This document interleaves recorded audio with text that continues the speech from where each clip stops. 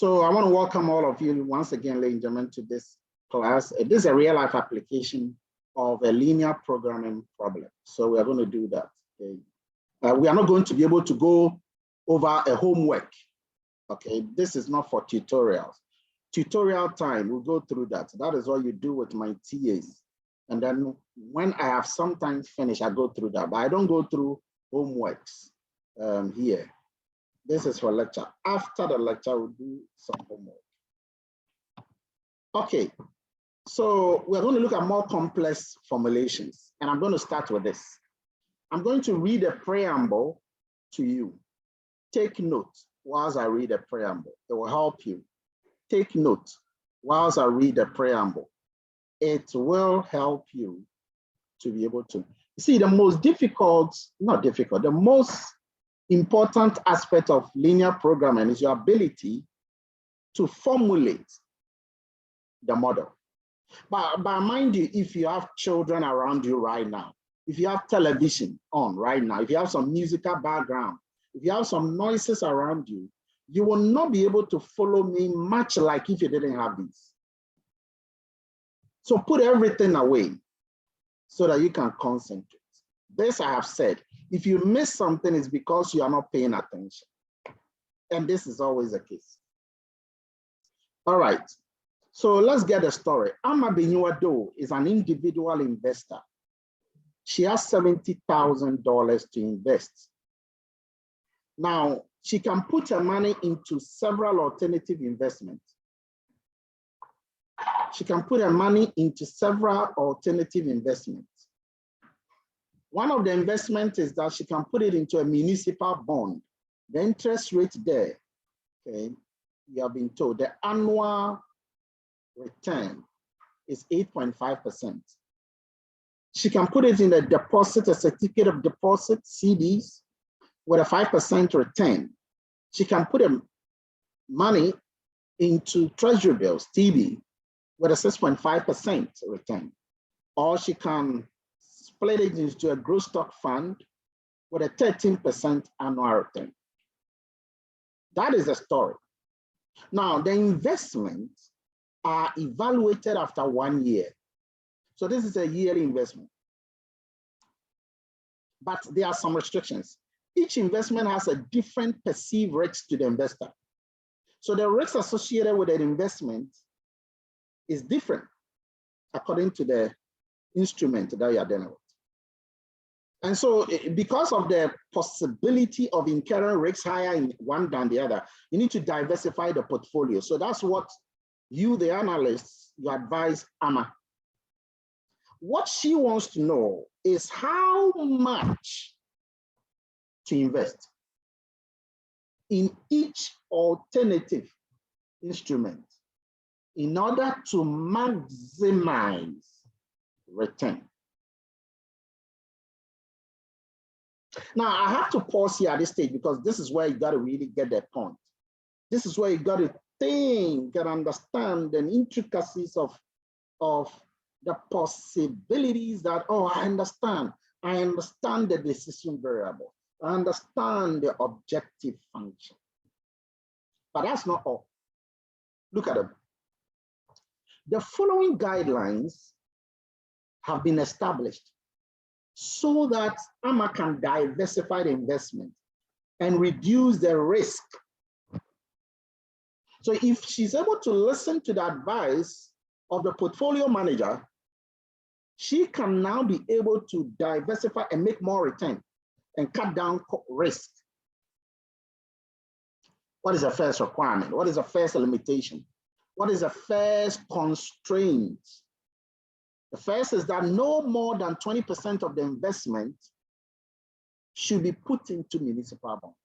No more than is a very important word. Second, the amount invested in certificate of deposit should not exceed the amount invested in the other three alternatives. Third, so these are all constraints. At least 30% of the investment should be in TB and CD. At least 30%. should go into TB and CD. The word and is a mathematical symbol. The word at least is a mathematical symbol. To be safe, more should be invested in certificate of deposit and treasury bills than municipal bonds, MB, and growth stock fund by a ratio of at least 1.2 to 1. That's the most complex constraint. I want to invest the whole $70,000. What is your job? The first thing we are going to ask you to do is to tell me what are the decision variables. You are only using your mind. You're not picking it from a book. You're not picking it from a note. What are the decision variables? Let me go to the preamble. You can raise a hand and tell me now. What are the decision variables? And what makes you think these are the decision variables? What are the decision variables? Who can tell me? Okay, so I got one hand up. Asa, what is by Asa? Asa, what's your name? Sir, my name is Bright Asamoah. I'll make the change, sir. All right. Tell me, what are the decision variables? The decision variables would be one, how much to invest in municipal bonds, how much to invest in certificates of deposit, how much to invest in treasury bills, and how much to invest in growth stock. Okay, so you. Go ahead. Yes, so you then these are the decision variables that you probably represent by X1, X2, X3, and X4. So what guided you to know that that's a decision variable? This is the case that she wants to divide her 70,000 amongst several investments. And this is the reason why she's probably consulting an investment consultant, so that she knows how to diversify this money, minimize risk, and maximize profits. Okay. So ladies and gentlemen, sometimes these questions, you might think that somebody needs to be an investment portfolio manager before you can understand. It's not true. You may not have done investment at all, but you should be able to get it. Okay. The rule is that the decision variable is what the person must decide on. And when you look at the story very carefully, it was clear at the end that Amma wants to know how much to invest. That was a sentence there. And that sentence was a guidance. Okay. And so if you're writing the decision variables, let's go to the board. Okay, so that we document that. You now say that let X1 be the amount invested, or the amount to invest. Amount invested in, and again, I want you to be writing this whilst I'm writing, because the guys in municipal bonds. Okay. You write it down. Because sometimes some of the questions I ask you to write the decision variables for me. Second, X2 be the amount invested in certificate of deposit. Okay, that is it. And then X3 is amount invested in treasury bills. Amount invested in TBs. And X4 is amount invested in growth stock, GS. The amount invested in growth stock. Now, can you write what I've done in our exams, for example? No. Why? Because you got to write the word amount in the right line, invested in the right, municipal bonds, spell it well. Yes. Don't use shortcuts in an exam, it's not helpful. Okay, so you've been able to tell the decision variables. What is the next thing to tell, to determine? You can raise a hand and tell me, what is the next thing to tell or to determine, to write down after determining the decision variables. What is the next thing to do? Let me go to Eleanor. Eleanor, tell us. You need to determine the objective function. You need to write. Objective function. Okay, you need to write the objective function. Okay, you need to formulate the objective function. So that's what we are going to do now, ladies and gentlemen. How do you formulate the objective function? Well, we always say that you have to determine whether it's a maximization or a minimization. Type it in the chat for me. Is this a maximization or a minimization? Max or min? Max or min? Don't say that, oh, people have written mine. Just mention what you feel in your heart of hearts. What your heart of heart tells you. Not because your friend has written maximize or minimize, you're also writing the same. But what you feel is important. Okay. So on the basis of that, one word, tell me, what are we maximizing? Write the word there. What are we maximizing? One word. You're all right in saying that is maximize. Okay. Now, what are we maximizing? Write it there, because if you can write that, then I know that you know that is a maximization. What are we maximizing? Declare. One word is all I need. One word. And I can see that the rate at which the answers came previously is different from the rate at which the answers are coming now. Okay. The answers are different. Some are writing investment. Some are writing returns. One of them is wrong. Somebody is writing ROI. Okay. Even though that was not explicitly mentioned. So what are we maximizing? Those of you who wrote investment, that is not correct. We are not maximizing investment. We are, and I even said one word. See, this is why some of you fail exams. Right? I said one word, write it down. And people are writing sentences. What you are maximizing is returns. Returns. That's all. Returns. Okay. So now you know that we are maximizing return. And now we need to identify the coefficient of the returns. Because you don't just maximize returns, but we need to know the coefficient of the returns. Okay, coefficient of the returns. So let's look on the screen. The coefficients of the returns are the interest rate assigned to each instrument, each investment instrument. The interest rates are the coefficient. Okay. And so you were told that 8.5% of interest is on the municipal bonds.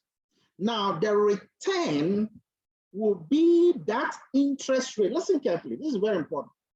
The return will be the interest rate on the return multiplied by the amount you invested in that instrument, in that investment type. So the return is an amount, which is the interest rate, which is a coefficient multiplied by the decision variable. Okay, now let me write it down for you to see. Okay, let me just document. So the decision variable is X1 or X2 or anything. The return is there. Okay, it is 8.5%. And please, if it is 8.5%, don't go and write anything. 8.5% is actually 0.085. You got to make that explicit. Don't say, 8,500. No, just use the right documentation. Now, so what I'm saying is that when you multiply this interest rate by the amount invested, remember that's what we know, that should give you the return for that particular interest. So how would you write the formulation? Who can walk me through it? Who can raise a hand and walk me through how I should write the formulation? Don't just walk me through it, simple. Let me go to Emmanuel, whether he can crack the code. Emmanuel, can you walk me through? Yes, Doc. Good morning, and good morning to everyone out there. Okay, so boss, so Doc, so the code will be, the formula will be the 0.085. No, that is not how you start. Remember, we are writing Z. Okay, so it's going to be Z is equal to no, the that's not how we are going to start. You are flipping through your books. Thank you very much. Okay. Yeah. You've tried. So it's going to be the okay, because if I give it too much effort, it lowers the principle. So let me go to another person. Eleanor, help me write the objective function. So we are going to have Z max equals 0.085x1 plus 0.05x2 0.065x3 0.13x4. Okay. That's it. That's it. So that's excellent. That's well done. Beautiful. Now, how do you interpret the one that I have circled? What is this? What is that whole thing there? You can tell me. What is that whole thing there that I have circled? What is that whole thing there? This mark is your hand up. What is that? The whole thing I've said. Yes, my hand was up for the Z max. All right. So you can lower your hand. Okay. If your hand was up for the Z max, lower it. But if it's for this, let me go to Mark. Mark. Yes. So that is the return on treasury bill. Excellent. That's a return for investing on treasury bill. That's good. That's good. That's good. Okay. The ability to be able to get these things for me is more important. All right. Now that you've documented this, the next thing is to add your subject to constraint.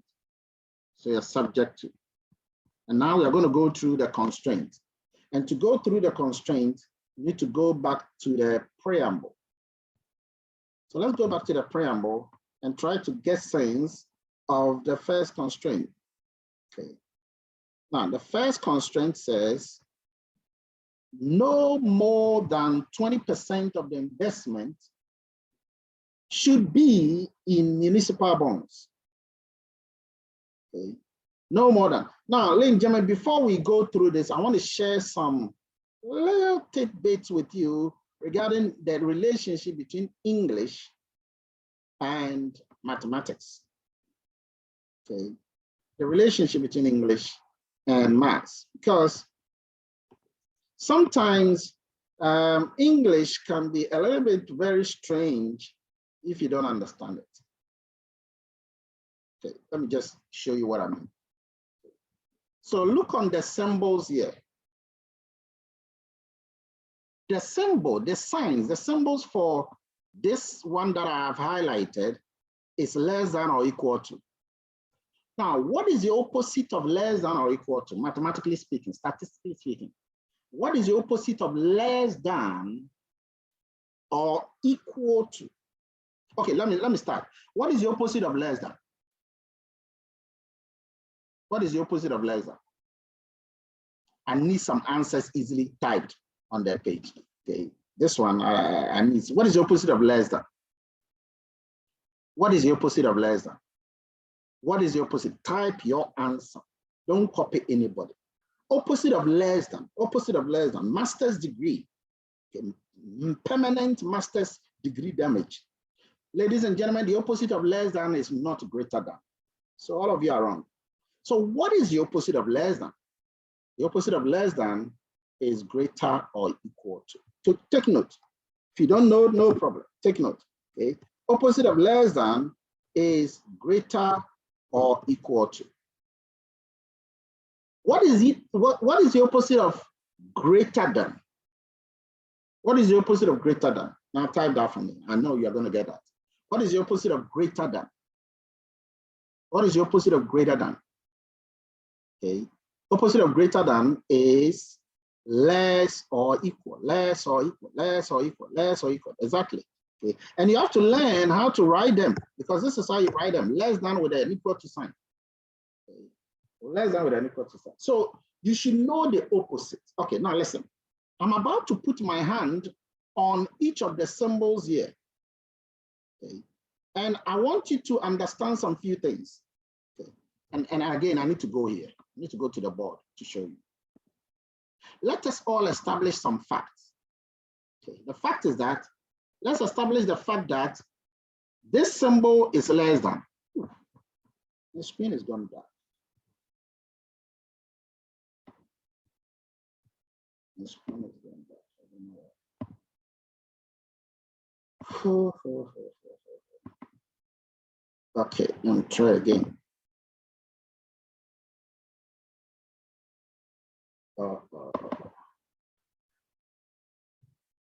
Okay, this is greater than, oh, each time I write it, then it goes dark.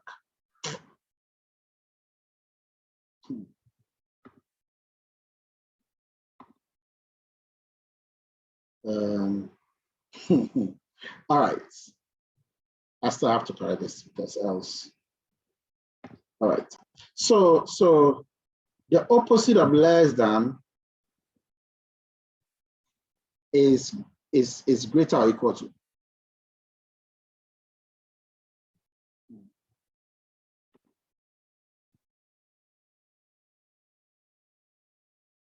I don't know why my screen is behaving like that, but it has to. We have to get it right before we even move on. Do you see the screen, by the way? Is the screen black or white? Is it black or white? It's black. Okay, all right. So it means that you are experiencing what I'm experiencing.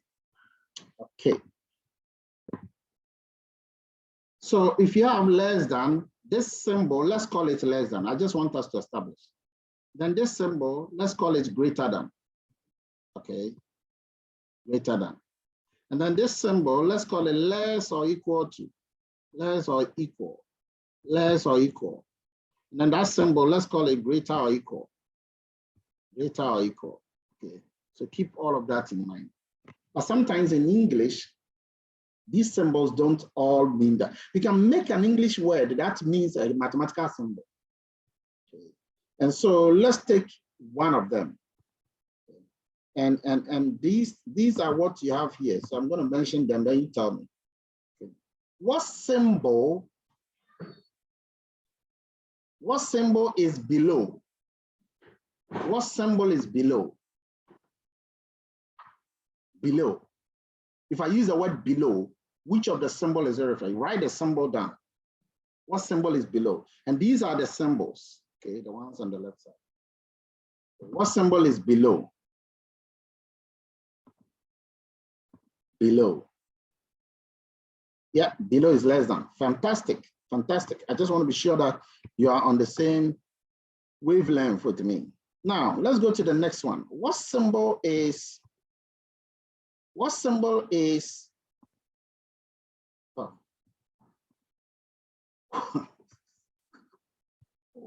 What symbol is fewer than? Fewer than. What symbol is that? Fewer than. Fewer than. Fewer than. When your colleagues are writing, write some. That is also less than sign. Good. What symbol is not fewer than? What symbol is not fewer than? Not fewer than. Write a symbol. Write a symbol. Don't write in English. Write a symbol. What symbol is not fewer than? Not fewer than. Not fewer than is greater or equal to. Not, some of you are confused. Some of the answers I'm seeing shows that some of you are confused. Not fewer than is greater or equal to. So anytime you have something like not fewer than, okay, not fewer than, don't deal with the not, okay?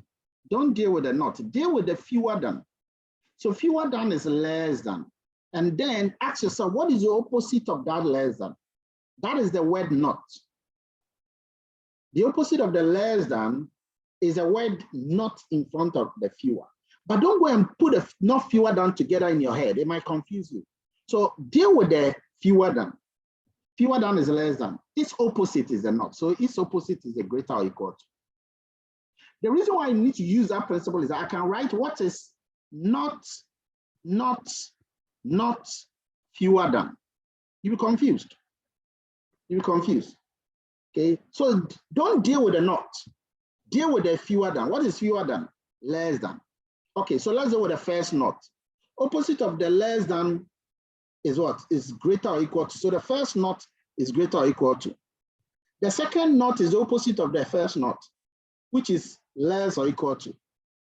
And then the third one is the opposite of the previous one, which is what? Greater or equal to. And so the final answer for not fewer than is simply greater or equal to.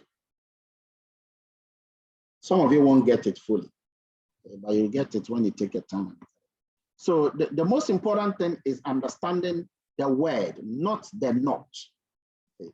Let me ask you of another word. What is a symbol for the same as? The same as. Write a symbol for me. The same as. The same as. Know somebody to write that symbol, you have to go and check everything in his life. Check his parents, check his children. And then you now say, when I subtract my children from my parents, before you now think about that. So the answer is equal to, equal to. Okay. What symbol is not above? Not above, not above. Okay. What is not above? Not above. Why is this thing going slow like that?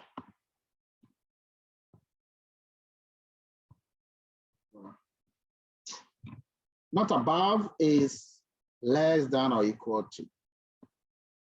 Not above is less than or equal to. Okay. All right. So that is less or equal to. What symbol, ladies and gentlemen, what symbol is better than? Better than. What symbol is that? Better than. Okay, better than. Now let's go sharp, sharp, sharp. You're getting it easily. Okay, better than is what? Greater than. Okay, what symbol is worse than? Worse than. Worse than. Worse than. Worse than is what? Less than. Very good. Very good. You got to be sure what we are doing here now because it's going to confuse some of it. What symbol is at least? Look, if I were you, I'd be writing everything down. What symbol is at least?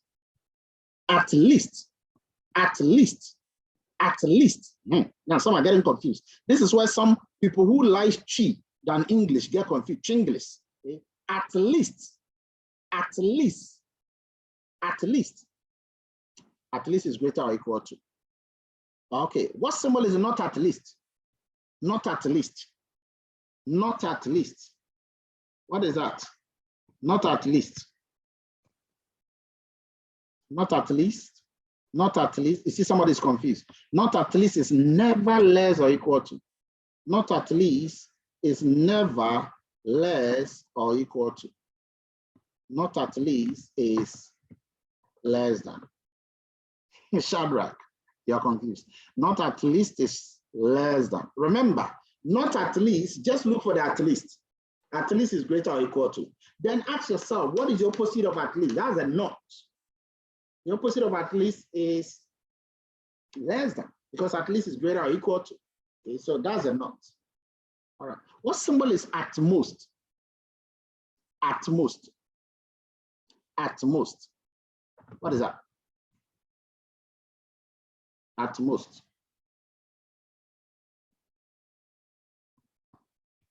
At most.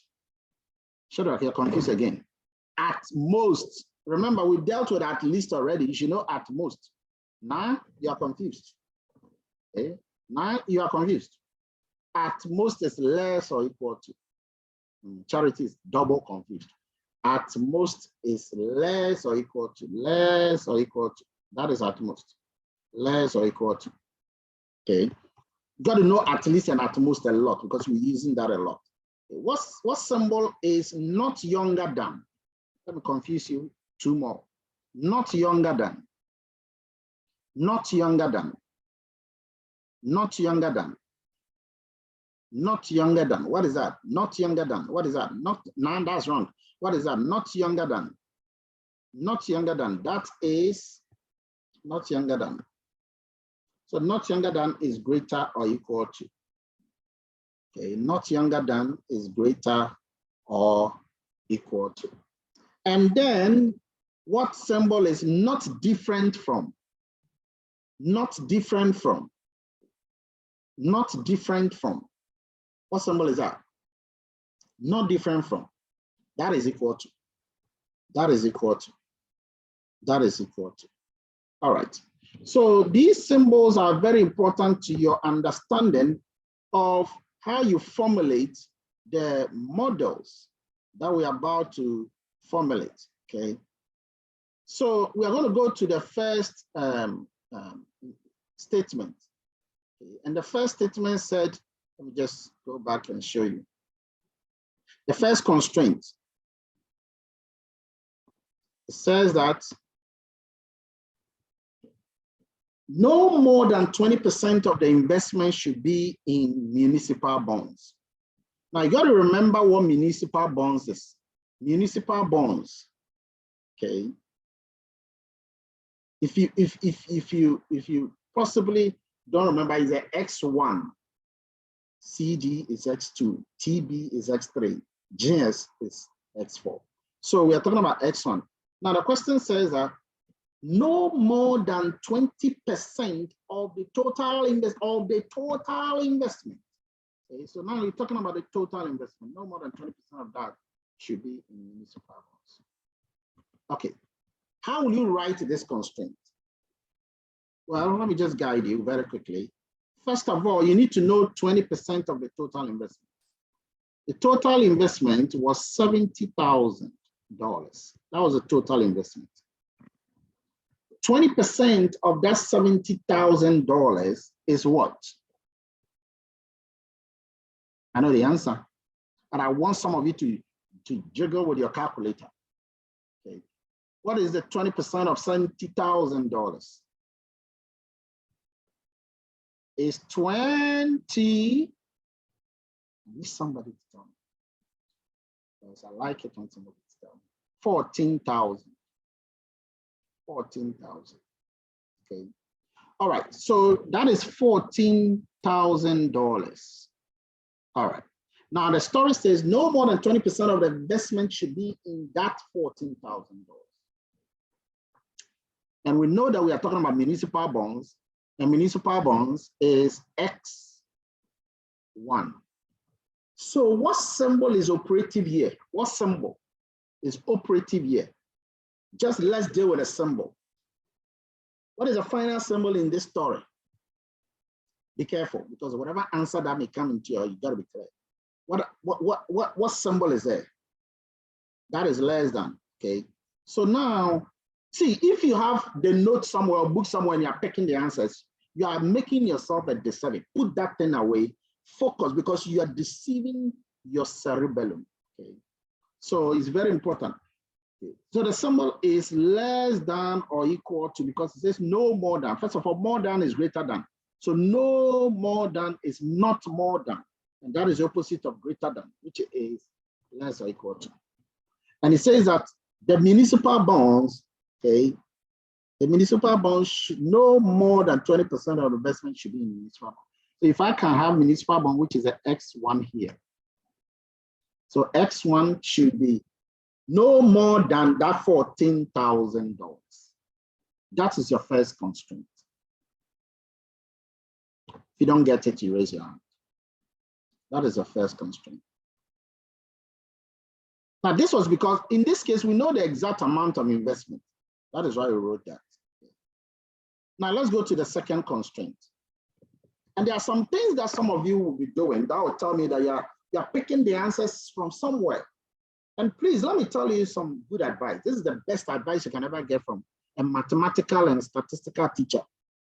Never take your note along with you when you're coming to study a mathematical subject or a statistical subject or management science subject. Don't take your notes along with you so that when the lecturer is teaching, you're looking at it. It's the worst form of learning. If read a book on learning how to learn. You know that. Okay. And that is what sometimes some people. All right, let's go to the next point. The amount invested in CDs should not exceed the amount invested in the other three alternatives. What symbol is CD? What symbol is certificate of deposit? What symbol is that? What symbol is certificate of deposit? Type it out for me. What symbol is certificate of deposit? Okay. If you have been following, you will know by now that the certificate of deposit is X2. Okay, you will know that it's X2. Now it says that the amount invested in that, and that is the X2, should not exceed the amount invested in the other three alternatives. How would you write that? How would you write that thing? Who can raise a hand and tell me? How will you write that? There's something we call who can type the answer or raise your hand and tell me? There's something we call prior knowledge. Okay. So the possibility is that if you were probably having notes, you've put the notes away, and now you push your mind to the thinking level, and you can't get the answer to this because you're pushing your mind. But if the notes were in front of you, you would have probably written the answer, and you convince your mind that you've got the answer correct, when in fact, you copied. So first of all, the certificate of deposit is X2. What are the other three alternatives? Okay. What are the other three alternatives? Say fast, Eleanor, you're all wrong. You are copying the answers from someone. What are the other three alternatives? The other three alternatives are, and you see, that is why Mark who has got it wrong. Because, anyway, the other three alternatives are X1, X3, X4. These are the other three. Okay, they are the other three. But you watch the word. It says that should not exceed. Should not exceed. I'll come back to that. But the word invested in the other three alternatives. The word other three alternatives indicates that we are adding them together because they are other three. Okay, so these numbers should not be on their own, but they should be combined together. They should be combined together.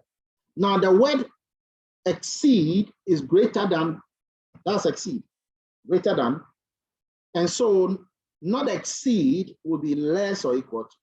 So what he's trying to say is that the X2 should be less or equal to, that is the should not exceed, the X1 together with the X3 together with the X4. So this is how you got to write this command. This is how you got to engineer this approach.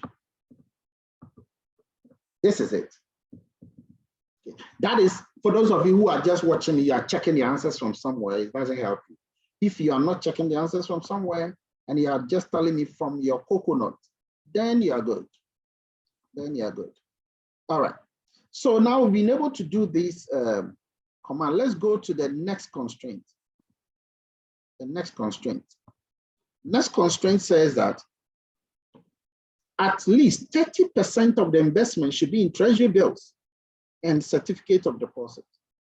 It's been made clear.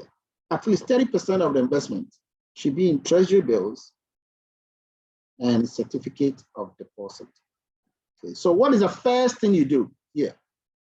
The first thing you do is to calculate, isn't it? That's the first thing. You calculate 30% of the investment. And what is 30% of the investment?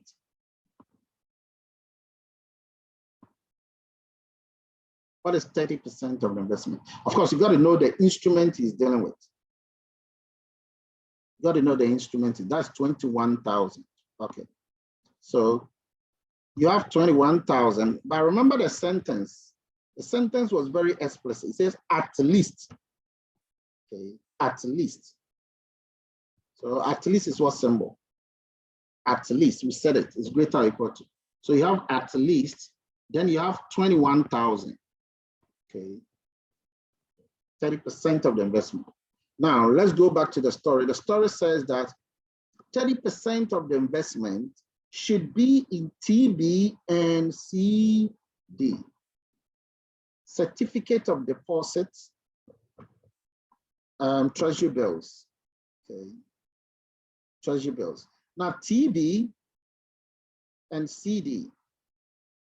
If you can remember, the certificate of deposit is X2. The treasury bills is X3. And it says that when you now handle these two, no more than 21,000 should be there. How will you write that? How will you write that? Very good. Very good. So this one is obvious because you know that you have X2. Okay. X2 should be added to the X3 and amount invested in them, at least 20,000 must go into them combined. At least 20,000 must go into them. So that is another constraint, beautifully done there. Okay, another constraint, beautifully done there. Let's go to the next constraint. Your ability is to match these constraints. That's it, is to master them, master the constraint. The next constraint says to be safe. And this is the most difficult one. Who can write the answer for me for this? To be safe, more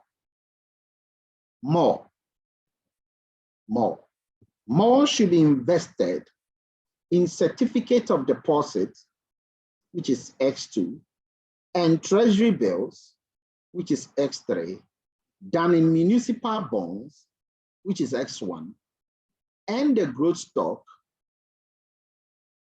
fund, which is X4, by a ratio of at least 1.2 to 1. You've got to be mathematically inclined. You must have eaten well to be able to master and champion this. But let's see who can try it. Who can walk us through it? Who can walk us through it? Who can raise a hand and walk out? Now, my evidence of saying that Bismarck is copying is evident, because there is no way you should be able to do this if you weren't copying. Okay, so Bismarck, save us the trouble of the copying and let us do the work. Because I can guarantee you, you've either looked at the things somewhere and you are now pouring the things to us. So please, do not throw dust into our eyes. Okay, let people think, okay, before you shower, because the way you wrote the answer alone, okay, is an indication of the copying process. Okay. So when you're copying like that, you Bismarck privately send me the answer than posting it on the page. Because what you do is that you confuse people from thinking. Confuse people from thinking, because you should not write the answer like this. And the answer, the way you've written it like this, is how eventual answer should be. So first thing you want to understand, guys, is to understand the meaning of at least. At least is what symbol? Let's get that first. At least is what symbol? At least. At least. You see, the way you think is important to the way you write. Okay. At least. We all know that at least is greater or equal to. Perfect. So you know that there's going to be greater or equal to in the thing somewhere. You know that. You have a clear understanding of that. So you put that one there somewhere. Okay. Now we have been told that the amount invested in certificate of deposit and treasury bills is X2 plus X3. We know that. And then we are told that this amount and the treasury bills and municipal bonds, the municipal bonds and gross stock, it should be in a form of a ratio. The word ratio means something over something, A over B. So he's saying that the amount invested in certificate of deposit X2 plus X3, which is treasury bills, certificate of deposit plus treasury bill, X2 plus X3. Okay, and the municipal bonds and gross stock. This thing must be a ratio. It must be something over something. Okay, so the municipal bonds is X1, so it should be divided by, that's a ratio. Okay, X1 plus X4. Okay, so that must be a ratio first.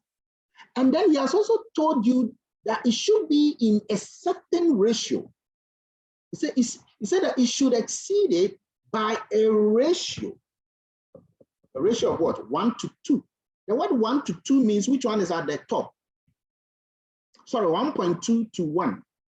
1.2 to 1 means that which one is the numerator? Which one is the numerator? I'm just picking this thing step by step for you to get it. The numerator is what? 1.2.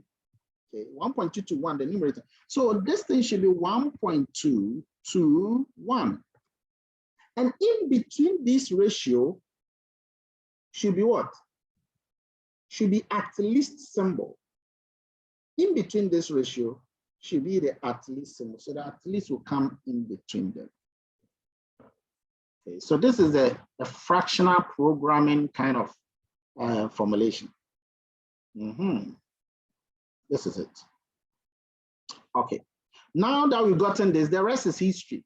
If you want to put it in the proper mansion, what you got to do is to cross multiply, isn't it? Okay. You cross multiply the denominator with that. Then you cross multiply this with that.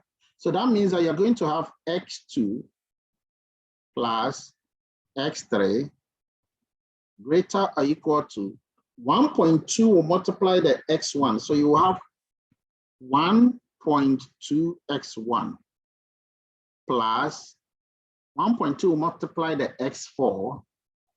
Oops. So you have 1.2 X4. You got it? Fantastic. Now you can move everything on the right-hand side and bring them into the left-hand side so that we are left with 0. So that we are left with 0. So, and then you organize it in a beautiful order so that the X1 comes first, the X2 follows, the X3. You know those ones that have got no number in front of them? There is 1 in front of them. Okay, so you're going to have something like, when you bring all of them to the left-hand side, you're going to have 1.2 X1. Okay. But because you brought that to the left-hand side, the symbol will change to minus. That is for the X1. Then you bring the X2, that is already on the left-hand side. So you do plus X2, which has 1 in front of it already. Then you do plus X3, which also has 1 in front of it already. Then you do minus the X4. The X4, you move it to the left-hand side. It becomes minus 1.2 X4. Then greater or equal to 0. So now what I've done is simply move everything on the right-hand side to the left-hand side, leaving 0, so that all the numbers are on the left. So that it becomes a beautiful thing like an equation of a line. Beautiful. This is your third equation. Who is thoroughly convinced or thoroughly confused? Who is thoroughly confused? Thoroughly, thorough. That word is a very interesting word. Okay. All right, let me go to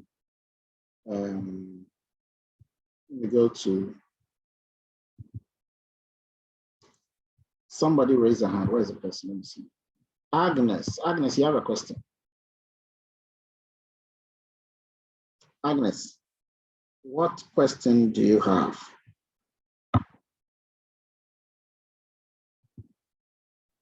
I'm trying to.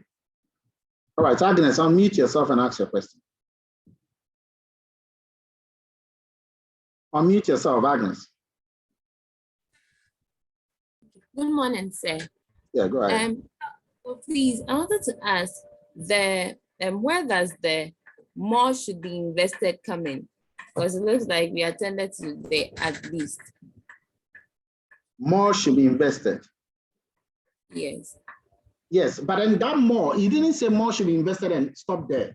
He said more should be invested. Oops, more should be invested in certificate of deposit and treasury bill than, you see, more should be invested in than the municipal bonds and growth stock. Now that word "than," okay, is a division sign, and you will later recognize that it's a division sign, but it's a division sign by the word "than" because he has already given it to you in a form of a ratio.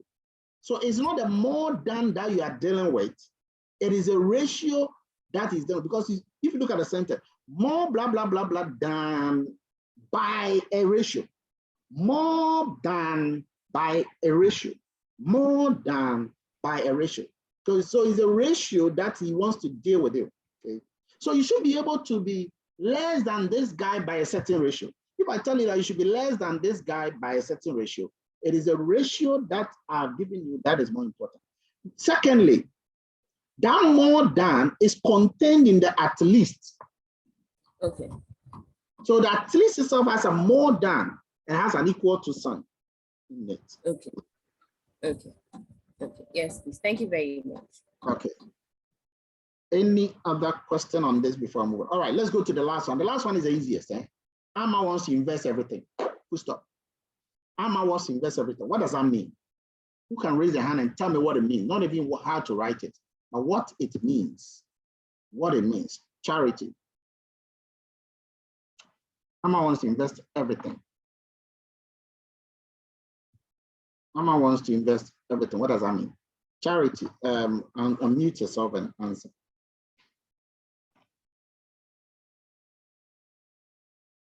Charity, unmute yourself and answer.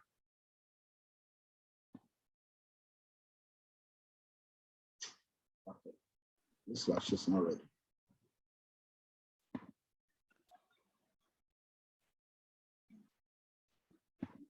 All right, let me go to Shadrach. Shadrach, yes. Hello, Doc. Yeah. So what it means is he wants to invest the total resources he has in all the securities we've identified, or all the securities identified should be equal to the total amount he has. Okay. Which is the resources. So how would you write that mathematically? So writing that mathematically will be x1 plus x2 plus x3 plus x4 equals $70,000. Why not less than 70, less or equal to 70,000? Because here we mentioned everything. So then everything here is to say as equal, like equal to what you have. All right, okay, that's fine. So that is it. That is it. What he just said, that is it.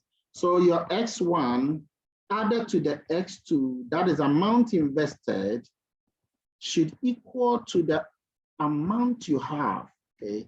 Should be equal to the entire amount of money she has. So she's investing everything. She's investing everything. She's not going to.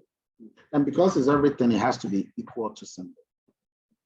So now, you've been able to do the entire formulation. Everything has been nicely formulated. What I'm going to do now is to show you your entire formulation and then to share some little thoughts with you on that. Now,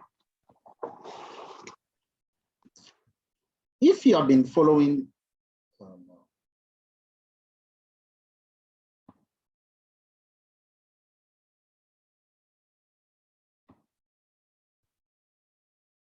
the internet is gone again.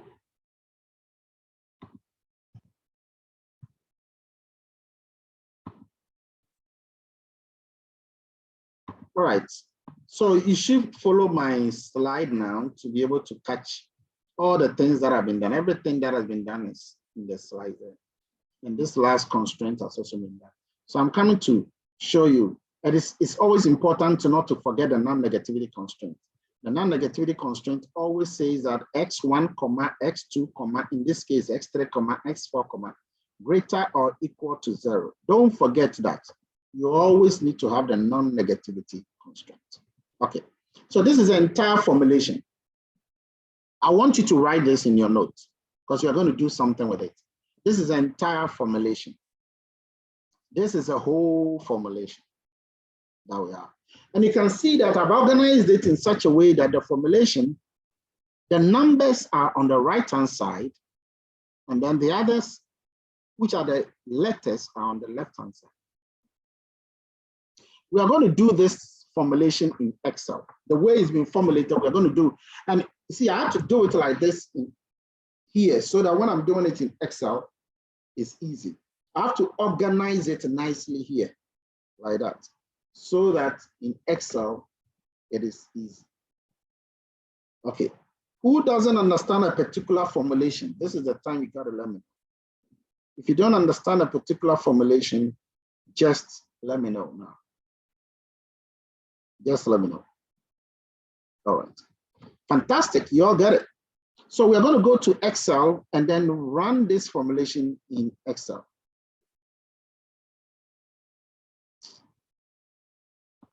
All right, so Phyllis has a question. Phyllis, go ahead with your question. Sir, please, I don't understand the second formulation. That is the S2 minus S1 minus S3 minus S4 is less than or equal to 0. Oh, okay, it was, oh, I think I jumped that formulation maybe. Let's see.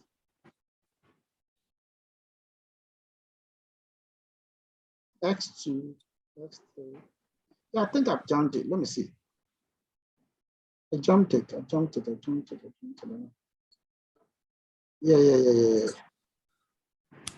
Oh, no, it wasn't. This was a formulation that we did, that we say X2 should be less than the other 3 investments. All I did is I moved everything to the left-hand side. You see? I moved everything. So if you move the X1 to the left-hand side, it becomes X2 minus X1. If you move the X3 to the left-hand side, it becomes X2 minus X1 minus X3. If you add the X4, it becomes X2 minus X1 minus X3 minus X4. Okay. So please, any reason why you did that? Yes, the reason is because when you go to the Excel, it's nice that all the X1s are in one column. All the X2s are in one column. All the X3s are in one column. And I'm going to show you that. It's very important like that, so that when Excel is picking the formula, it will pick them nicely. All right, thank you. Yes, and besides, it is like throwing negative into all of them. Okay, so you can see that when you multiply a less than sign, okay, when you multiply, well, this one we didn't even multiply. We just moved them on the left and I brought them inside, brought them inside. And what is left is a 0. Okay, so you have X2 minus X1. So this is not even the best. If you can see the X1, the minus X1 must come first before the X2. Okay. So if you're going to write it, it's going to be like that. And I will show you when we go to the formulation pretty soon. All right. Philip, do you understand? Yes, please, sir. Thank you very much. You can unmute here. You can lower your hand now. Okay, so let's go to the Excel and then we do the formulation. Of course, I'm not expecting you to be able to fully go along with me. Okay. But for those of you who can, let's go. Okay. I'm sure you can see my data.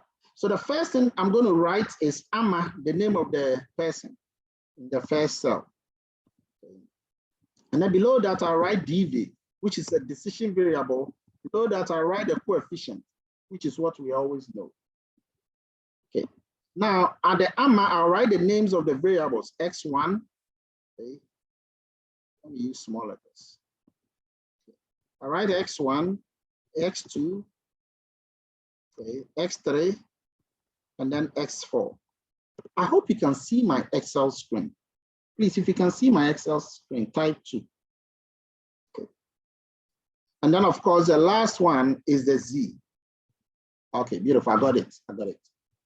Now, what is the decision value for X1? We don't know it yet.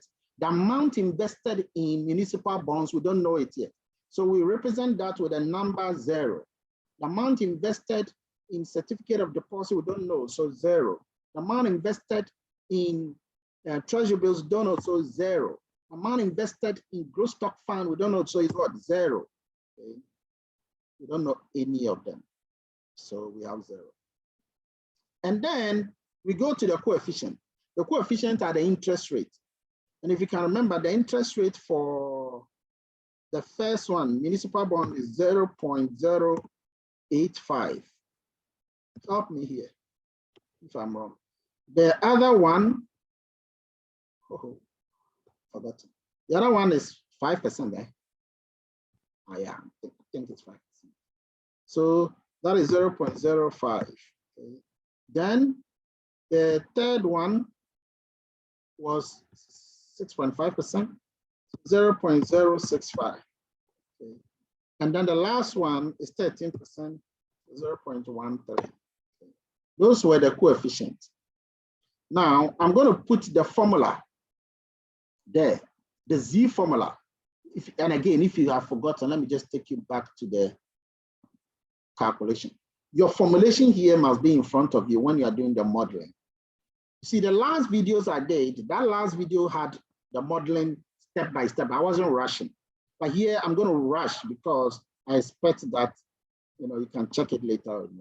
So you write a Z formula. So you write Z, okay, and the Z formula will be take the coefficient, okay, multiply it by the decision variable, and then bring your Fn F4 key, then plus the next coefficient, multiply it by the decision variable, and then Fn F4 key, depending on which key you have.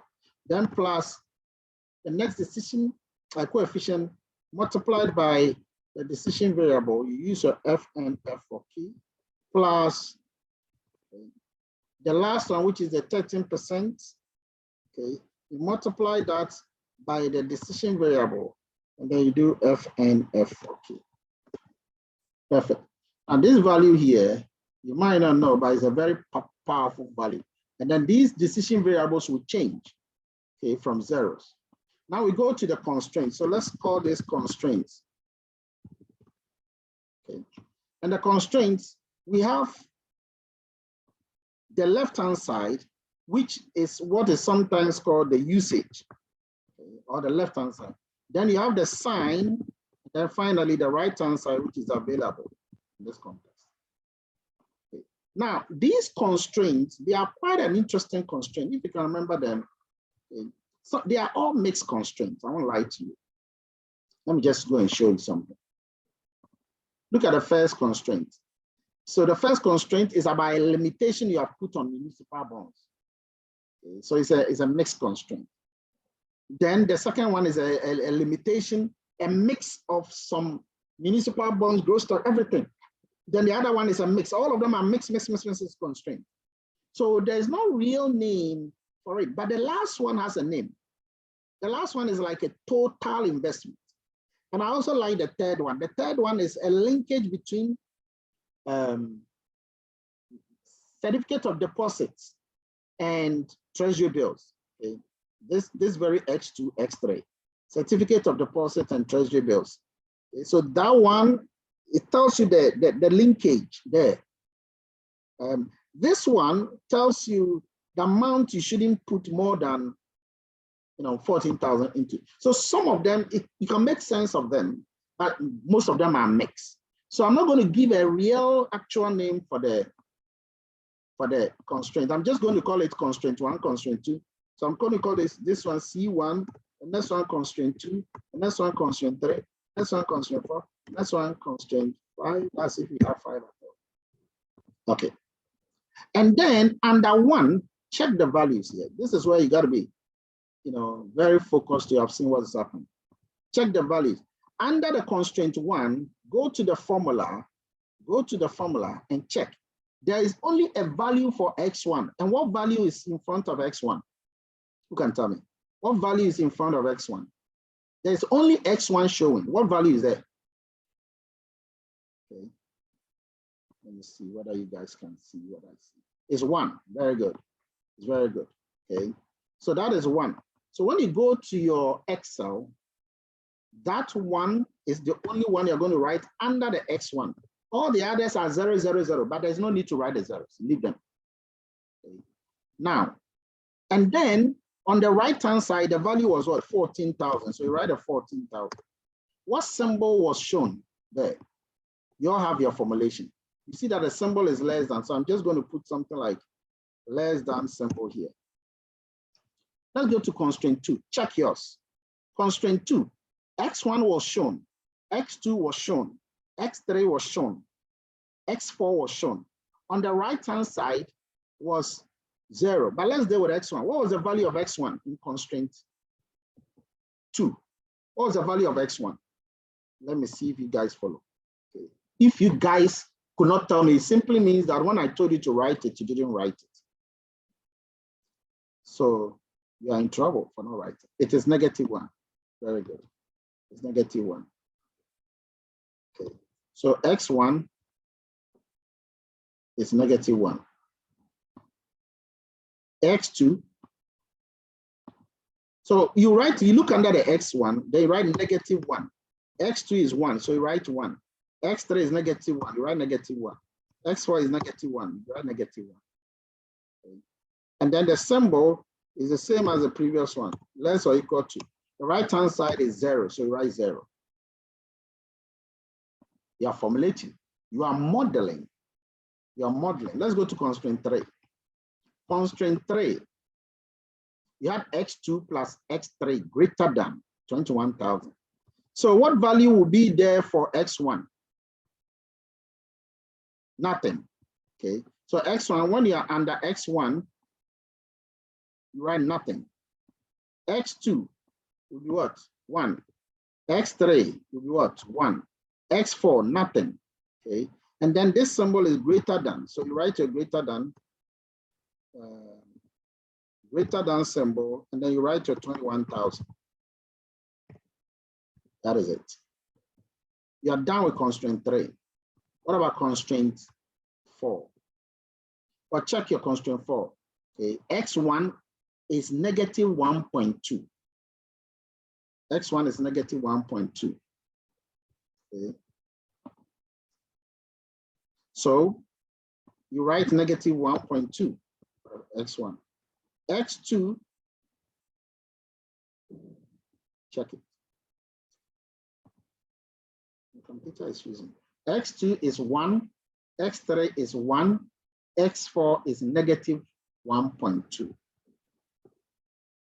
Okay, so it's 1 and 1, and then -1.2. Okay. And now what is on the right-hand side? The right-hand side is greater than, and then a 0. So you write your greater than symbol, and then you write your 0. The last constraint, all of them have 1, 1, 1 in front of it. 1, 1, 1, because it was X1, X2, X3, X4. That's right. Okay. And then it was equal to symbol, and then 70,000. Okay. It was equal to symbol. Okay, so here, if you are writing the equal to, Excel will not allow you, because Excel sees equal to as a formula. Okay, so you just write something. I don't know, write something. Let me try something and see what I do. So you write a dot, and then you write the equal to. That one it will accept. And then you write your 70,000. It's just for cosmetic purposes. 70,000. You are done with your formulation. So what do you do now? But you're not done actually. You have to do the usage. The usage. So the usage here, this is where you have to copy the formula for the Z. So go to the Z, the highlighter section, the copy, and dump it under the constraint 1. Okay. When you dump it, just double click and you see that it is collecting the same formula for the decision variables. You can hold and drag it all to the last constraint.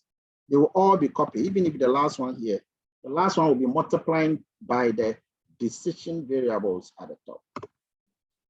You are done. At this stage, you go to your data tab at the top, click on solver, and then you enter your objective function. The objective function is a Z3. So you delete whatever is in the objective function here, and then put in Z3. You collect this one into the objective function, and then by changing cell, this is a maximization, so you leave it as it is. By changing cells are the decision variables. So you go and highlight all of them there.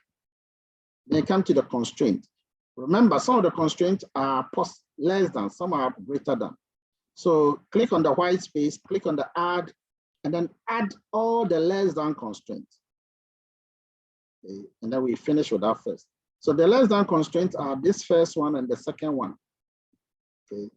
And then it has a less than or equal to sign. Then click the right-hand side and collect the 14,000 and the 0. Then when you finish, you click add. When you click add, everything vanishes from there, but it's gone in. And then you come and do the greater than constraint. The greater than constraint, the left-hand side are this 0 and this 0, C3 and C4. Then you change the sign from less than or equal to greater than or equal to, click it. Cursor goes to the constraint, and then select the 21,000 and the 0 for the right-hand side of the constraint. Then you click add. Okay. Once you are done, go to the last one, which is the 70,000. If you have a certain skill, you decide not to even do the 70,000, but for your purpose, I'll do it. So that one, you click the left-hand side. The left-hand side is the last constraint usage, which is a 0. I just collected that. Change the symbol from less or equal to equal to, which is directly below it.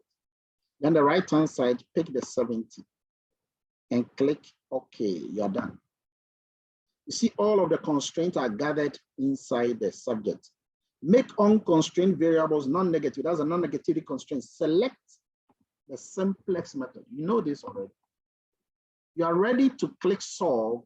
A new sheet will be opened, and it is a sensitivity result. Fantastic. Okay.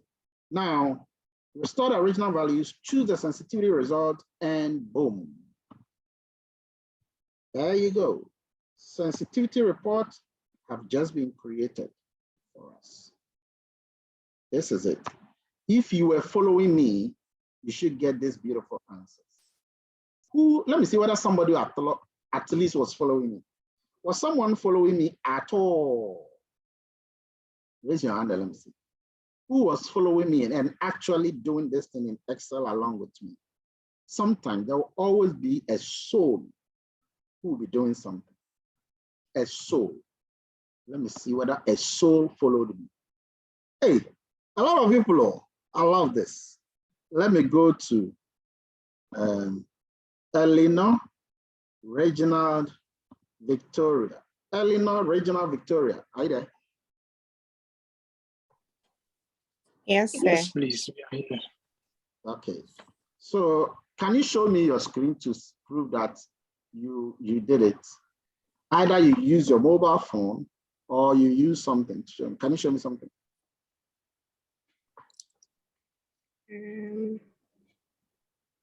Because I want to verify that you did it. I want to give you some good marks for doing that. Show me this Excel screen.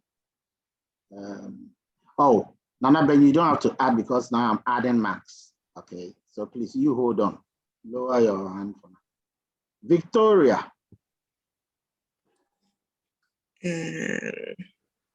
Victoria, Can I take a screen and share it on the screen? Because I'm struggling to use my phone. Why are you struggling to use your phone? I turned video, but I can't change it to the opposite side for you to see my screen. Your phone doesn't have an opposite direction. Okay, so snap it. Let me see. Okay. Where are the other two? Reginald. Yes, Doc. Show me. I actually use my laptop, so I'm using my phone to show you. Okay. Anyway. I'll start a video and then, yeah. All right. So guys, you are the ones who are the followers. I think the other lady has even not shown anything. I don't know whether she was struggling or what.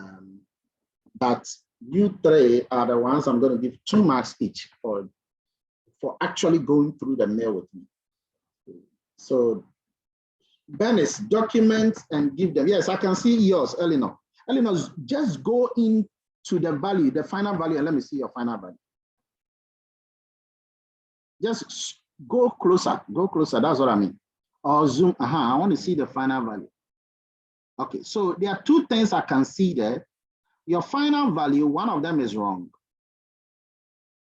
Okay. Reginald, your final value is correct. Your everything is correct, Reginald.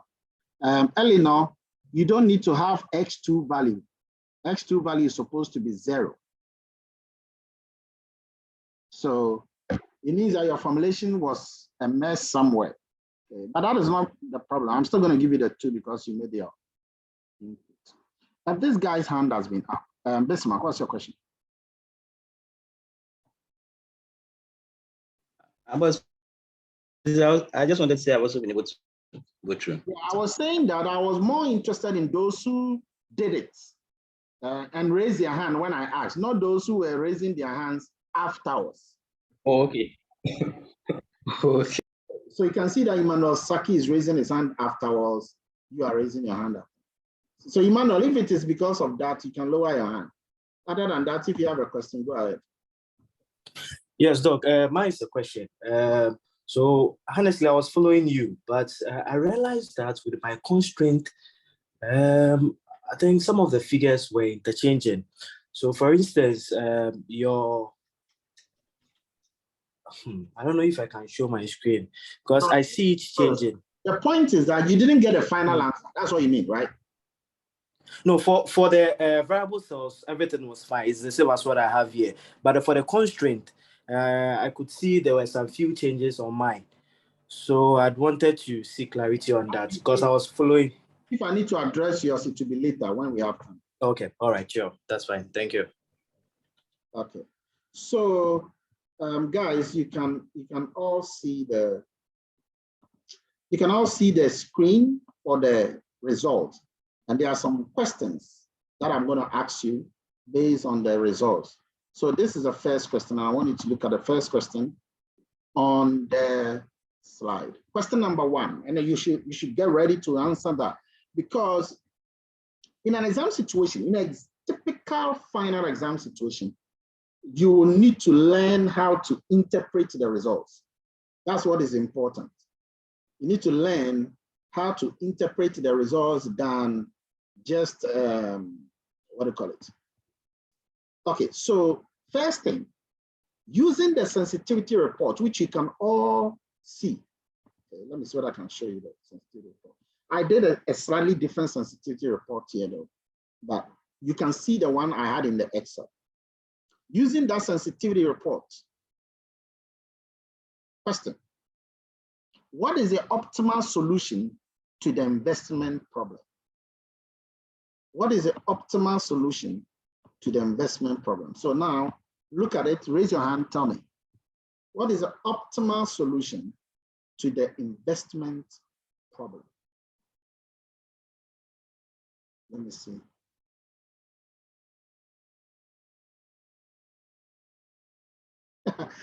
Mark Tamakula, am I reading your answer? All right, let me go to Eleanor. Eleanor, she seems to be a very smart lady. Yes, Eleanor, tell me. Yeah, Doc, so I think I've corrected my formulation now. So it says that Ama Benua should invest 38,181 in treasury bills and 31,818 in growth stock. That's it. Excellent. There is no need, very good. There's no need to mention the other one, which she should not invest in, because she shouldn't invest in. So you don't need to tell anybody. That's why their values are 0. Fantastic answer. That's how you answer that very question. Okay. So that's what we mean. Now, like I always ask you, like you always, what is a corresponding maximum investment return? You can tell us. How will you calculate? What is a corresponding maximum investment return? You can tell us the answer for that. What is a corresponding maximum investment return? What is a corresponding maximum investment return? What is a corresponding maximum investment return? How will you go about that? How will you do that? Okay. Who can raise a hand or can tell me how to work it? You can type it there You can tell me how to work it. What is a corresponding maximum investment return? You know what somebody is doing? Ask for me, I'm not going to talk today. That's what a person is saying. Okay. What is a corresponding maximum investment? Yeah, this one. Okay, boss. So please, you can use the sensitivity report to find the value from whatever we generated. And that is 6618.182. Or using the Zmax function, taking x1 as 0, x2 as 0, x3 as 38,181.8, x4 as 38,818.1, and multiplying it by the individual coefficient, you arrive at the same answer. Why would you want to multiply the 0 by the coefficient? No, just to make sense for to follow, for others to follow as well. For those who don't know that it makes sense. No, not necessarily. Because so in simple terms, answer to the previous question, and I said, okay, well done for not using the zeros. Okay, so it's 38,181.8 times 0.065 plus 0.13 times 31,818. Good.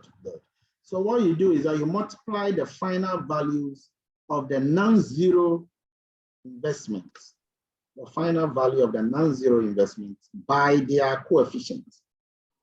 And then when you sum them, that will give you the total. In fact, when you multiply, you see that you get back 70,000. Go and check. When you multiply it, well, you see that you'll be ended up with 70,000. Okay, 70,000. All right.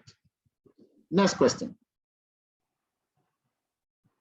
And the next question I'm asking, I'm putting it in the chat. For those of you who are not seeing the question, to be following me, because it's very important to follow me. Was the entire amount of money actually invested? Why? Explain. Was the entire amount of money actually invested? Why? Explain. Was the entire amount of money actually invested? Why? Explain. Who can tell me? Who can tell me? This is where wisdom is at its peak. Okay. I'm sure you can all see the Excel. Was the entire amount of money actually invested? Why? Explain. Okay, let me go to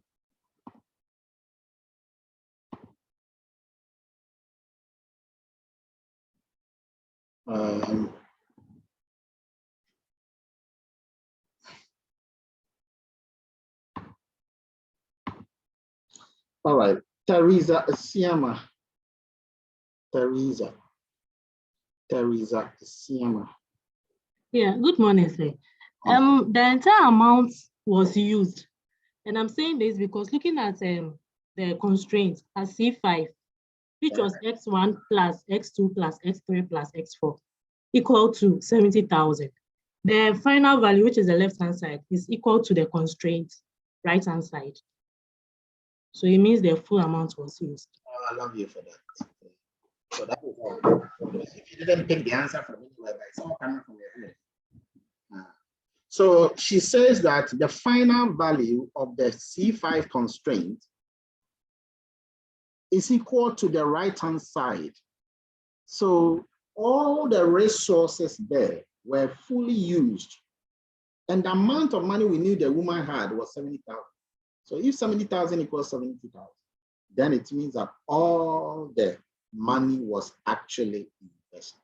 Fantastic, beautiful answer. Beautiful answer. And that is how it's supposed to be. Next question. Next question. What is the sensitivity range for the amount of municipal bonds? Explain it. So first of all, who can tell me the process of finding the sensitivity range for the amount of municipal bonds? Guys, municipal bonds is represented by which variable? Type it there. the municipal bonds is represented by which variable? And now find the sensitivity range for it. X1, very good, X1. X1, you all agree it's X1. Okay. So municipal bonds is X1. I am highlighting it for you all to see.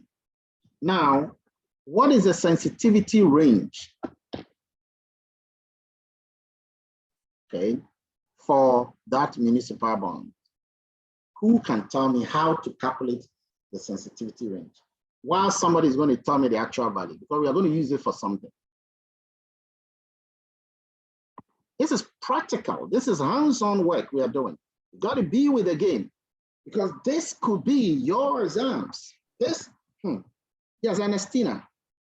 Okay, so to find the range, you subtract the allowable decrease from the objective function.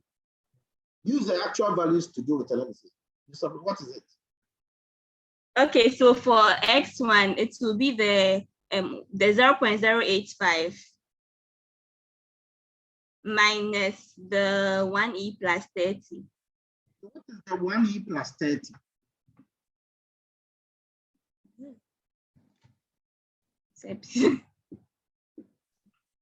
You don't know, right? No, please. It is infinity, positive infinity. Okay. You know the way we write a symbol called infinity, like 8. Yes, please. Horizontal fashion. So that one will be positive infinity. All right. Okay. We'll continue. And then to find the upper limit, that one you add the allowable increase, which is a 0.045, to the objective function, objective coefficient, which is 0.085. Good. That's nice. So guys, what she's trying to say is that you take the coefficient for municipal bonds is 0.085. Okay. Less you subtract the infinity from it. That's how Excel does its decrease. Then less or equal to, you write a sensitivity range for municipal bonds. Okay. Less or equal to the 0.085 plus the allowable increase, which is 0.045. Okay. So the first one will be negative infinity, less or equal to the sensitivity range for municipal bonds, less or equal to, will this one be 0.13? Somebody should check. I think 0.013. Okay. So that is 30%, but you see, we don't deal with negative. Well, interest rate can go negative, all right. Okay, it can go negative, but many a times we just want to limit ourselves to 0. So for a real situation, because sometimes if it is a product, okay, a product price, it cannot go really to negative price. So I just want you to know that it's not all the time that it has to be like this. So when it gets in negative like that, you can put it at 0. So that becomes 0 sensitivity rate for municipal bonds, less or equal to 13%. Okay, 13%. But in this case, the interest rate, and remember, this is the interest rate. The interest rate can go negative, so you can leave it like that. Okay. Now, what does this mean? What does this mean? Who can tell us? This is where wisdom comes to the fore. What does this write-up mean, really? What does this mean? All right. So what this means is this. It means that as long as this interest rate for municipal bonds is dancing between negative infinity and positive 13%, as long as it's within that range, the optimal solution, and what is the optimal solution? The optimal solution of the 38,000 and then the 31,000 will not change.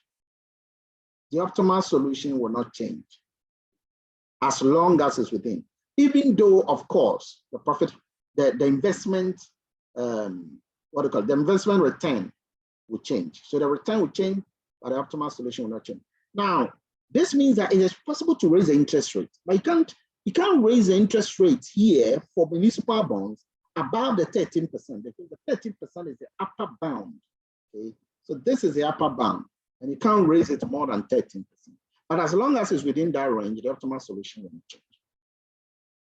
That is how you explain and interpret. So this thing, when you are in an exam situation, you got to be explaining things. You got to be explaining things. All right. Which diversification mix? Remember, I told you that all of those things there, they were diversification. Which diversification mix will yield the most return? Let me write the question for you. Which diversification? Okay, let me go to Pokua. Pokua must have a question. Okay. Sir, please. My question is about the one you asked about the investment. So that's whether she invested everything. Would you also take the answer from the reduced cost? Since the reduced cost was 0, it means she invested everything. Which reduced costs? Some of the reduced costs were not 0. So which reduced costs are you talking about? But they were negatives. The reduced costs for the objective functions, not the constraints. So the only thing you can take is, you can take the final values, add the 2 final values to see whether it is equal to the 70,000. And when you take the 2 final values, you see that it's equal to the 70,000. So that will show clearly that truly he invested everything. Because the final value is amount invested, isn't it?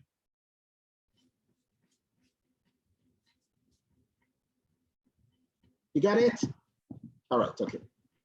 Now, who can answer for me the next question? Who can answer for me the next question? The next question is, which diversification mix will yield the most return? And why, of course? Which diversification mix will yield the most return and why?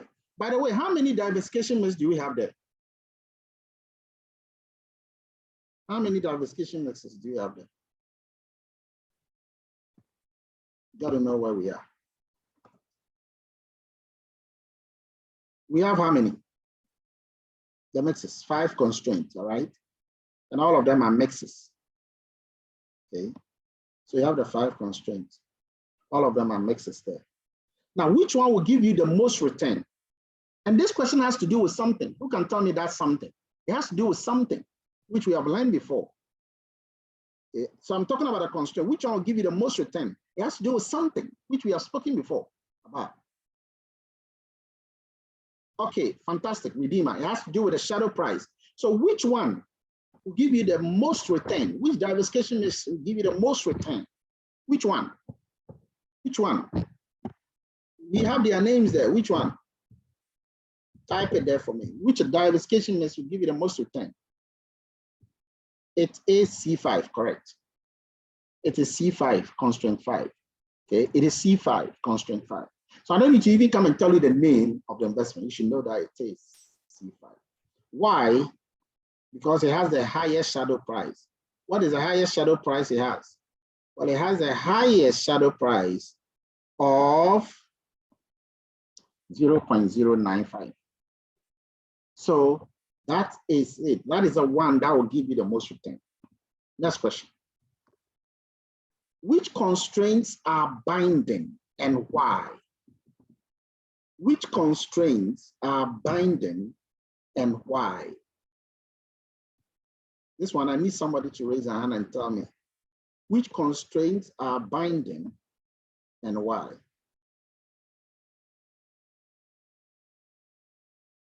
Which constraints are binding and why do you select those constraints? All right, let's go to Efia Danswa. Which yeah. Good morning, sir. Hmm?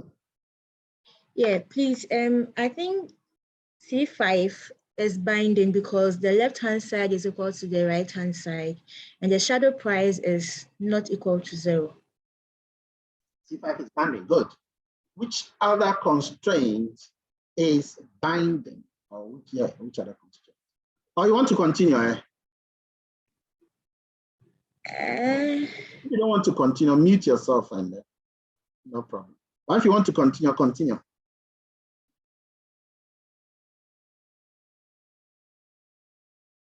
All right, let's go to Winifred. Winifred, teach them which constraints are binding and why. Good morning, sir. The other will be the C4. Final value 0, and the other constraint is also 0. Okay, so the final value of the C4 is 0. Okay. Yes. And then it also has a shadow price. Whether it's negative or positive doesn't matter. It has a shadow price. Remember, one of the rules of a binding constraint, if you don't know, write it down. We say that a binding constraint is one with a positive or negative shadow price.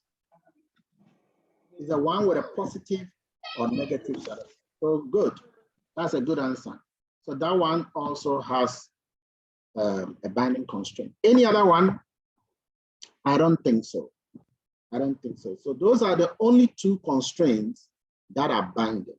When is a constraint said to be binding? There are 4 things or 3. When is a constraint binding? You can tell me.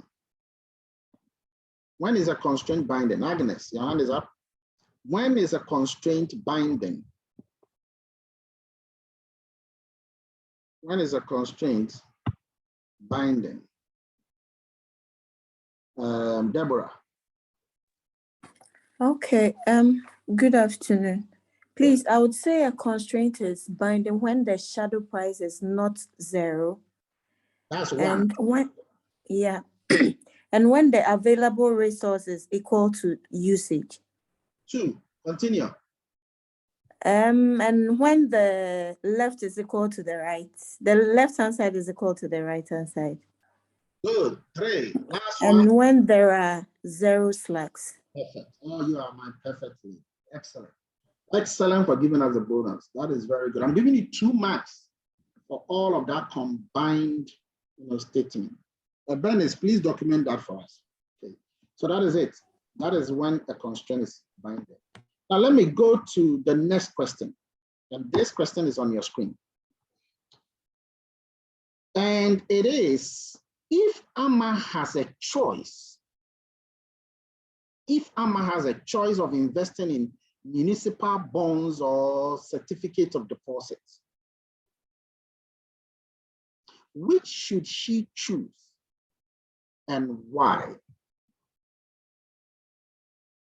If Amma has a choice of investing in municipal bonds or certificates of deposits, which one should she choose and why? Now, I'm just trying to show you the question here. Which one should she choose and why?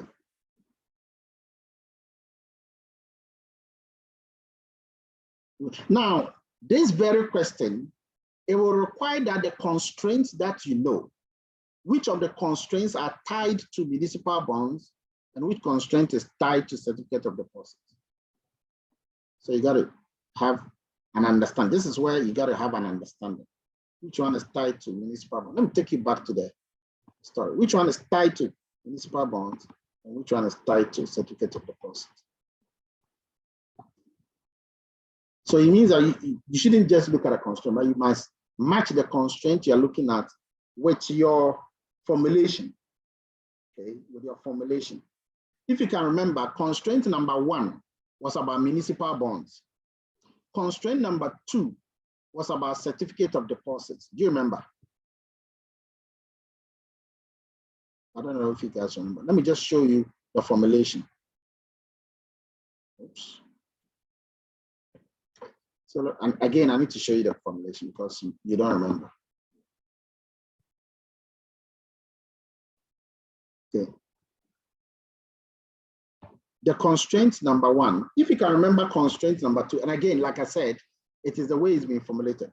If you can remember, it was said that the amount invested in certificate of deposit, which was constraint two, should not be more than the amount invested in the other three alternatives. Okay.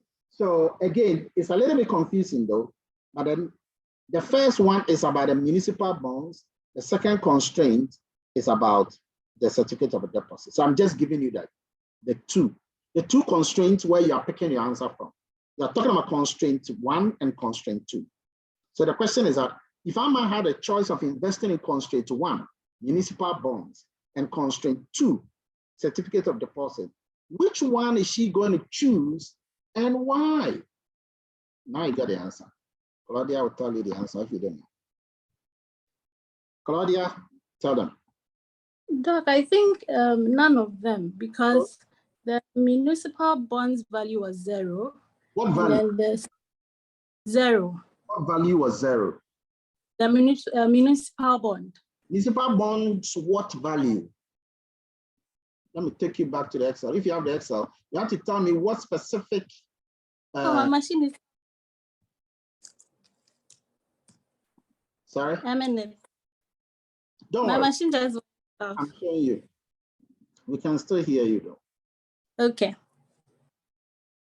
Because if you tell me that the municipal bonds value is 0, that's true. That then the other one is 0. But what if they were, even if they weren't 0, there's something else you got to use.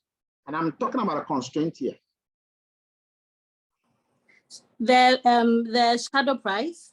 What has happened to the shadow price? You should have asked me the shadow price. What about the shadow? Okay, so when I look at the Excel, okay, the value, I got the 0 value from just looking at the, wait. Okay, so the objective coefficient. I knew that's where you looked at. Yes. But I'm saying that even if that one was positive, that is not where you should look at. Get up, I'm helping you here. Where you should look at the shadow price. Okay, so your answer is that you shouldn't invest in any of them. Why? Because none of them has a positive shadow price. A positive shadow price, yes. That's all. Okay. That's all. None of them is. So even if you invest any amount in each one, the achievement of that is not going to yield anything. Yes. Those of you whose hand are still up, is it a question or you have an answer? Is it a question or you have an answer? Those of you whose hand are still up, otherwise lower it. Okay, I'm sure it's a question. So let's start with Teresa. Teresa, what is the question? Yeah, so please, I wanted to ask if you could look at it from the reduced cost, where the incurred cost is negative 0.45 and negative 0.015. Yes. Being it that the CD X2 will be, the incurred cost will be lower than that of X1. Can you answer it from that point of view? You can. But somebody will still argue that one of them is having a lesser cost than the other. Okay. All right. Okay, so let's go to the next one. These are all the technicalities that you got to build yourself in. Because if you don't build yourself around these technicalities and you face them in an exam situation or a real life situation, you're going to struggle. So it's important to build yourself well. Oh. My PDF is just misbehaving. Okay, so the next question I want to pose is this. Nothing was invested in 2 of the assets. Do you realize that?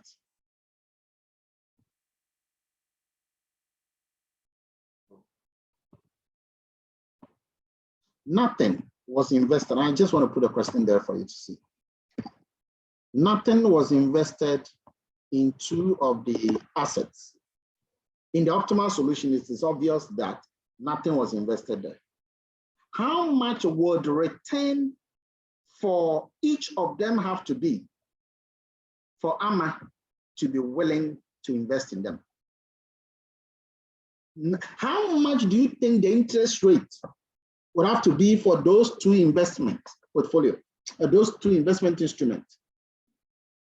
That is the municipal bonds and the certificate of deposit. How much do you think that the interest rate for them would have to be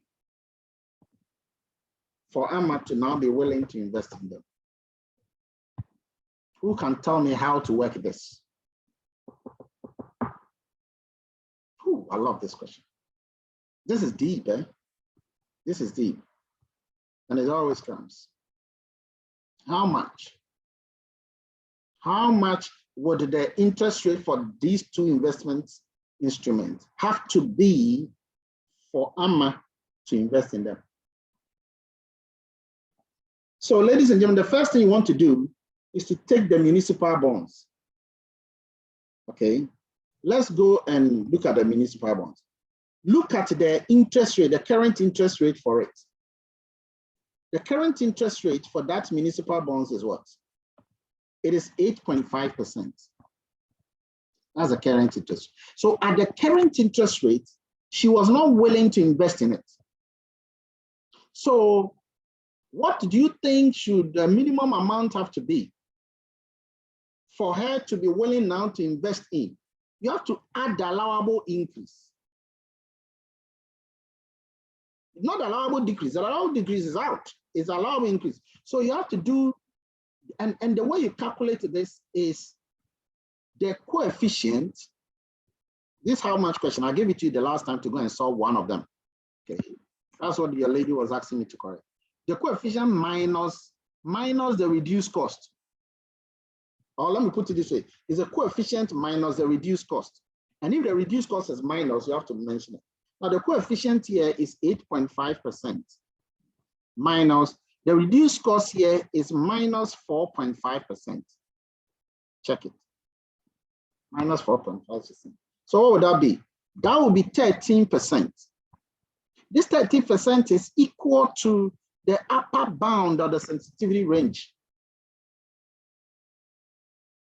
Okay, so how much do you think the interest rate have to be for me, for AMA, to want to invest in this value, which is not positive, it's zero? How much do you think he has to put money into it? If the interest rate is 13%, instead of the 8.5%, she will be willing to invest in that amount. How do you calculate that? Is a coefficient minus the reduced cost, or it is the upper bound of the sensitivity range. And if you like, go and check the upper bound of the sensitivity range, you see that it is also 13%. Then you come to the other one. The other one is certificate of deposit. Certificate of deposit actually is 5%. Look at it here. Okay. It's 5%. So 5% minus the reduced cost. The reduced cost itself is minus what? Minus 1.5%. So the total is going to be 6.5%. So it means that if the interest rate for certificate of deposit, which happens to be 5%, if it should go up slightly to 6.5%, AMA will be ready to invest in it because the interest rate now has gone up. Now, guys, for you to see that this is correct, you go to the formulation. Let's go and change the interest rate. I like challenges. I love challenges. I love challenges. Let's go to the sensitivity. Let's go to the thing. And then change this 5% now to 6.5%. So I'm changing this 0.065. I have changed it. Okay. And now let's see whether you will invest in that deposit and even the other ones. So we'll go to the data tab. Okay. You do solver, and then let's run the analysis again. And guess what? You can see it outside there at the top. Do you see that now he's investing $35,000? He's now investing $35,000 in the certificate of deposit, all because I raised the interest rate. Okay. Let me restore the original value. Okay. And then go back here to where it was. It was what? 0.05. Now, remember the municipal bonds was what? It was 8.5. And we said that if you should increase it to 13%. So let's do 0.13. I'm changing now to 13%. Let's see whether the value will no longer be 0, but it will be positive. You click the solver now. You run the solve and watch behind. Oh, you see, he is now investing $14,000 in what? In the municipal bonds. Why? Because the interest rate has what? Has gone up from 8.5% to 13%. Now you can imagine if it is 15%, you will invest even more than that. So the sensitivity range here is very important. So when a particular amount is not producible, or in this case, is not investable, if it is not investable, the question becomes, what do you think must be done? You got to do something to the coefficient. You got to do something to the, what do you do to the coefficient? Well, what you do with the coefficient is that you increase it. And you increase it up to the upper bound of the sensitivity range. Let's not forget. So when the question asks you, how do you handle it? You just say that you can pick the upper bound of the sensitivity range, or you can do the coefficient minus the reduced cost. And at that point, if it is a maximization, the reduced cost will be negative. So it will be minus the reduced cost, which will now give you the straightforward, beautiful answer, ladies and gentlemen. Okay, so that is how you got to attack this very question. Who is not clear? Because that brings us to the end of the entire caboodle.